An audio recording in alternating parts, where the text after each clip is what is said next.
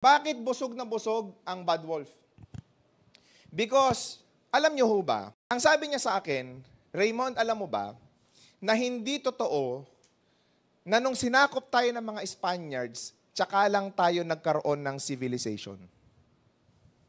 Tsaka tayo nagkaroon ng trade, tsaka tayo nagkaroon ng language, tsaka tayo nagkaroon ng maraming, mabungang kultura. Hindi totoo. Because before pang dumating ang mga Spaniards, alam niyo ho ba, ang tawag sa atin maharlika. At tayong mga maharlika, rich ang mindset natin, rich ang thinking natin. You know the Maharlikans, they are trading goods with Chinese, with Indonesians before, with India. Okay na tayo eh. Nagfa-function tayo as a country before tayong makolonize ng Spaniards. Yun yung totoong istorya natin. We are rich. Alam niyo ho ba yung mga aliping sa gigilid noong araw?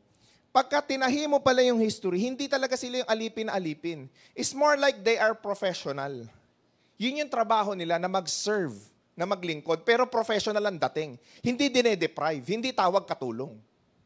Hindi tawag alipin. Nilagyan na lang term ng aliping sa gigilid kasi nga nung na-colonize na tayo, nagkaroon na ng mga terminology.